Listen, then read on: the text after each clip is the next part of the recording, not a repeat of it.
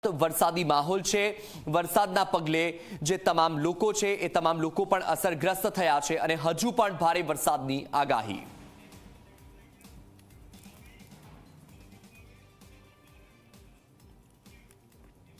રાજ્યભરમાં વરસાદી માહોલ યથાવત છે, હજુ પણ ભારે વરસાદની આગાહી છે। મધ્ય ગુજરાતથી આપણી સાથે રવિ, દક્ષિણ ગુજરાતની સ્થિતિ જણાવવા માટે ચેતન અને સૌરાષ્ટ્રની પરિસ્થિતિનો ચિતાર આપવા માટે ગૌરવ દવે આપણી સાથે લાઈવ જોડાઈ ગયા છે। સૌથી પહેલા મધ્ય ગુજરાતની પરિસ્થિતિ જાણી લઈએ। રવિ, સતત વરસાદી માહોલ યથાવત છે, પૂરની સ્થિતિ પણ યથાવત છે અને હજુ પણ ભારેથી અતિ ભારે વરસાદની આગાહી કરવામાં આવી છે। મધ્ય ગુજરાતમાં શું સ્થિતિ?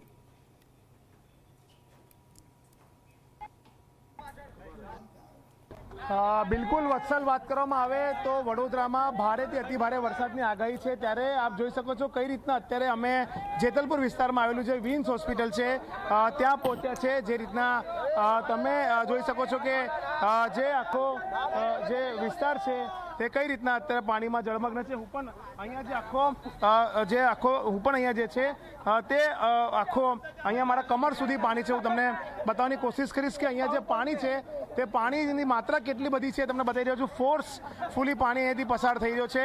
આખું હરિપુરા ગામ છે, અહીંયા તે ગામ પાણીમાં ગરકાવ થઈ ગયું છે। વિન્સ હોસ્પિટલ છે પેશન્ટો ફસાય છે। શું કહેશો, અંદર શું પરિસ્થિતિ છે, ગામમાં શું પરિસ્થિતિ છે? ગામમાં બધા ઘરમાં પાણી ભરાઈ ગયા છે, બરાબર, અને કોઈ બહાર જોવા આવતા નથી। કેટલા ઘર હશે, કેટલા લોકો? 120 ઘર છે, 120 1000 માણસની વસ્તી છે। ફાયર બ્રિગેડના જે અધિકારી અહીંયા જે છે તેમની સાથે વાત કરીશું। સાહેબ, શું પરિસ્થિતિ છે હોસ્પિટલની વિન્સ હોસ્પિટલની અંદર મિનિમમ 15 જણ ફસાયા હતા। એમને ટ્રેક્ટર દ્વારા વિન્સ અહીંયા આનંદ હોસ્પિટલ ને બીજી હોસ્પિટલ જેડએસ ને અંદર એમને મોકલ્યા છે અને બીજો એમનો જે સ્ટાફ છે લેડીઝનો તો એમને છોડી આપણે 9 જણ સુધી છોડવા જઈએ છીએ। કેટલા લોકોને રેસ્ક્યુ કર્યું? કમસે કમ 17-18 હરિપુરા ગામમાં પણ લોકો છે ત્યાં બી અમુક ફસાયા છે જે ઘરની અંદર પાણી આવી ગયા છે। આજે આ છોકરાઓ છે એમના ઘરો સુધી પાણી ફૂલ થઈ ગયું છે। તો શું કહેશો, કેટલું પાણી હશે હોસ્પિટલમાં અંદર? હોસ્પિટલના નીચેના જે તળિયાનો ભાગ છે જે ચડવાનો, હા, બેઝમેન્ટ સુધી છે પાણી। બેઝમેન્ટ સંપૂર્ણ ગરકાવ થઈ ગયું છે। અંદર ગામમાં જે 150 જેટલા પરિવાર રહે છે એ 150 પરિવાર જે છે તે અત્યારે તેમના ઘરોમાં પાણી છે। જે રીતના અત્યારે જોઈ શકો છો કે હોસ્પિટલનો જે સ્ટાફ છે તેમનું રેસ્ક્યુ કરીને અહીંયા લાવવામાં આવી રહ્યા છે।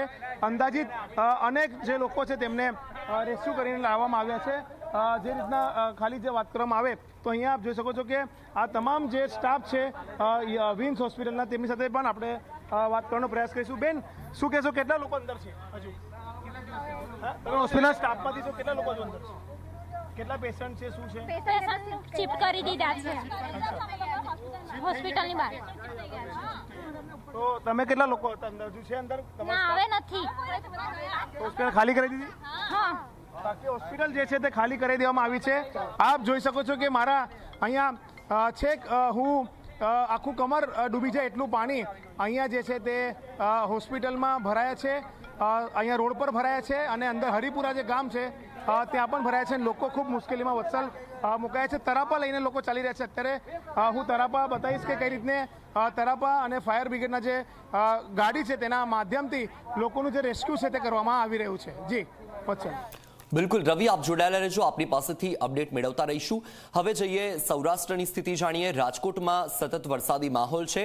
ગૌરવ, સૌરાષ્ટ્ર રેડ એલર્ટ આપવામાં આવ્યું છે અને ત્યાં સતત વરસાદી માહોલ પણ યથાવત છે, પૂરની પરિસ્થિતિ પણ યથાવત છે।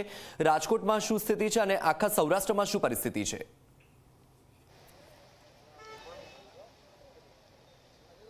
ચોક્કસ જ વત્સલ, છેલ્લા 3 દિવસથી રાજકોટ સહિત સમગ્ર સૌરાષ્ટ્રને મેઘરાજા છે તે ધમરોળી રહ્યા છે અને ખાસ કરીને રાજકોટ શહેરની અંદર ફરી એક વખત વરસાદની શરૂઆત છે તે થઈ ચૂકી છે। આપને દ્રશ્યો છે તે બતાવવાનો પ્રયાસ કરશે મારા કેમેરા પર્સન ઉદય કે જે રીતના સતત વરસાદ છે તે વરસી રહ્યો છે ને તેને કારણે રાજકોટ શહેરના જે તમામ માર્ગો છે કે તેના પર પાણીઓ છે તે ફરી વળ્યા છે।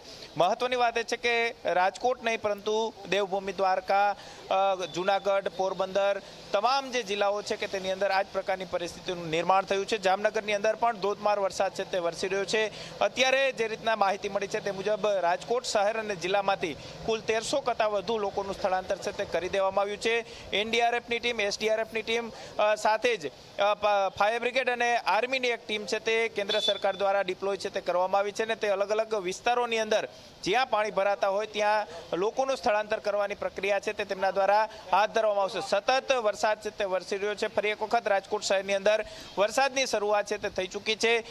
તમામ જે ડેમ છે તેની અંદર પણ પાણીની મોટા પ્રમાણમાં આવક છે તે થઈ છે. રાજકોટનો આજી ડેમ, નિયારી ડેમ, આ બંને ડેમ છે તે ભરાઈ ચૂક્યા છે અને પાણી છે તે છોડવામાં આવી રહ્યું છે. એના કારણે નીચાણવાળા જે વિસ્તારો છે કે ત્યાં લોકોને ન જવા માટેની અપીલ છે તે વહીવટી તંત્ર દ્વારા કરવામાં આવી છે. સૌરાષ્ટ્રનો સૌથી મોટો ડેમ જે મચ્છુ ડેમ છે તેની અંદર પણ મોટા પ્રમાણમાં પાણીની આવક થઈ છે અને સૌરાષ્ટ્રનો સૌથી મોટા ડેમ પછી બીજા નંબરનો મોટો ડેમ છે તે રાજકોટનો ભાદર 1 ડેમ છે તેની અંદર પણ મોટા પ્રમાણમાં પાણીની આવક થતાં પાણી છે તે છોડવામાં આવ્યું છે. ગઈકાલે રાતથી પાણી જે રીતના છોડવામાં આવ્યું છે ને તેને કારણે નીચાણવાળા જે વિસ્તારો છે તેમાંથી લોકોએ પસાર ન થવું અથવા તો કોઝવે આવેલા છે ત્યાંથી પસાર ન થવું આ પ્રકારની વહીવટી તંત્ર દ્વારા સતત અપીલ છે તે કરવામાં આવી રહી છે. ખાસ કરીને રાજકોટ શહેર જ નહીં પરંતુ ઘેડ પંથક જે જુનાગઢ અને પોરબંદરનો આ બંને ઘેડ પંથક છે કે ત્યાં પણ ધોધમાર વરસાદને કારણે પાણી છે તે ફરી વળ્યા છે. મોટી સંખ્યાની અંદર લોકો છે તે આ વિસ્તારમાં રહેતા હોય છે અને બેટ જેવી પરિસ્થિતિનું નિર્માણ થતું હોય છે. ખાસ કરીને રાજકોટ શહેરની અંદર સતત વરસાદી માહોલ છે તે જોવા મળી રહ્યો છે. મારી સાથે કેટલાક સ્થાનિક લોકો છે તેમની સાથે વાત કરવાનો પ્રયાસ કરીશું. કેવી પરિસ્થિતિ છે? આપ અલગ અલગ વિસ્તારોમાં જઈને અહીં પહોંચ્યા છો. કયા પ્રકારની પરિસ્થિતિ અત્યારે જોવા મળી રહી છે? છેલ્લા 48 કલાકની અંદર જે છે 22 ઇંચ વરસાદ રાજકોટમાં જોવા મળ્યો છે. આજી ડેમ પણ છલકાઈ ગયો છે. આ સિવાય જનજીવન જે છે એ ઠપ થઈ ગયો છે અને વરસાદ ઠેર ઠેર જે છે એ પાણી ભરાયેલા જોવા મળે છે. નીચાણવાળા વિસ્તારોમાં કેવી પરિસ્થિતિ? નીચાણવાળા વિસ્તારની અંદર 4 થી 5 ફૂટ જે છે એ પાણી ભરાયેલું જોવા મળે છે અને જે 150 ફૂટ રિંગ રોડના જે મેઇન પોઈન્ટ છે ત્યાં પાણી સૌથી વધુ ભરાયેલા. કયા વિસ્તારમાંથી આવો છો? કેવી પરિસ્થિતિનું નિર્માણ થયું છે? ખેડૂતોને કેવી નુકસાની છે? અત્યારે કઈ પરિસ્થિતિ? હાલ પૂરતી ખેડૂતોને નુકસાની નથી પણ જો વધારે વરસાદ આવશે તો ખેડૂતોને નુકસાની જશે. અમે ભગવતીપરામાંથી આવી ભગવતીપરામાં નીચાણવાળા વિસ્તારમાં પાણી ભરાઈ ગયેલા હતા પણ તંત્રની બહુ સારી કામગીરી છે. નદીના પૂર આવી ગયા. આજી નદીના પૂર આવી ગયા હતા. તંત્રની કામગીરી સારી છે એટલે માણસોને સહી સલામત જગ્યાએ. કયા વિસ્તારમાંથી આવો? ભગવતીપરામાંથી. કઈ પ્રકારની પરિસ્થિતિ છે ત્યાં? લોકોએ કઈ રીતના જીવ? કાંઈ કોઈ પણ જાતનું અત્યારે પાણી કોઈ છે નહીં. અમારે ત્યાં ઊંચાણવાળો વિસ્તાર છે ને એથી કોઈ તકલીફ પડે એવી સંજોગો નથી. લોકોના ઘરમાં નુકસાની ખરી? કોઈ પણ જાતની છે નહીં નુકસાની. ચોક્કસ જ તમામ લોકો સ્પષ્ટ કહી રહ્યા છે કે જે રીતના વરસાદી પાણી છે તે નીચાણવાળા વિસ્તારોની અંદર ભરાઈ ચૂક્યા છે. દેવભૂમિ દ્વારકા જિલ્લાની અંદર જે રીતના હવામાન વિભાગ દ્વારા આગાહી કરવામાં આવી છે અને છેલ્લા 12 કલાકની અંદર દેવભૂમિ દ્વારકા જિલ્લાની અંદર તમામ જે તાલુકાઓ છે ત્યાં 10 થી 12 ઇંચ જેટલો વરસાદ છે તે નોંધાયો છે. રાજકોટ જિલ્લાની વાત કરવામાં આવે તો રાજકોટ જિલ્લામાં પણ અત્યાર સુધીમાં 18 ઇંચ કરતાં વધુ વરસાદ છે તે વરસી ચૂક્યો છે અને હજુ પણ અવિરત વરસાદ છે તે વરસી રહ્યો છે. જુનાગઢ પોરબંદર છે કે ત્યાં પણ 8 થી 10 ઇંચ જેટલો વરસાદ છે તે વરસ્યો છે. જુનાગઢ જિલ્લાની અંદર સતત વરસાદ વરસવાને કારણે ઘેડ પંથક છે કે તે પાણીની અંદર તરબોળ છે તે થઈ ચૂક્યું છે અને તમામ જળાશયો છે તેની અંદર નવા નીરની આવક છે તે થતાની સાથે જ લોકોને પીવાના પાણીની સમસ્યા તો દૂર થઈ છે પરંતુ હવે જો વધુ વરસાદ વરસે તો ક્યાંક આ વરસાદ લોકો માટે મુસીબતરૂપ છે તે સાબિત થતો હોય છે. હવામાન વિભાગ દ્વારા જે રીતના આગાહી કરી છે તે મુજબ સૌરાષ્ટ્રના જે મોટા ભાગના જે જિલ્લાઓ છે તેની અંદર ભારેથી અતિભારે વરસાદ હજુ પણ આગામી 2 થી 3 દિવસ સુધી રહેવાની આગાહી કરવામાં આવી છે. એટલે કે ક્યાંક જિલ્લા વહીવટી તંત્ર છે તે સાબદું છે તે કરી દેવામાં આવ્યું છે ને પ્રધાનમંત્રી નરેન્દ્ર મોદી દ્વારા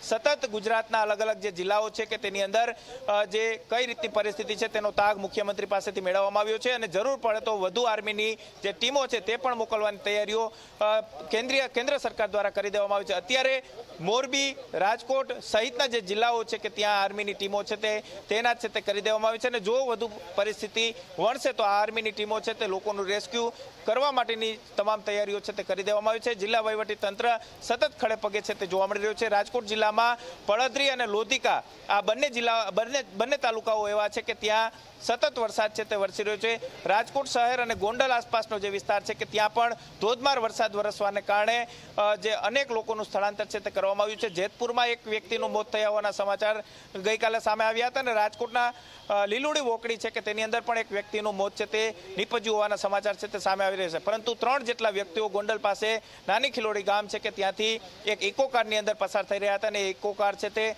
તણાયા હોવાના સમાચાર છે તે સામે આવ્યા છે. તેની અંદર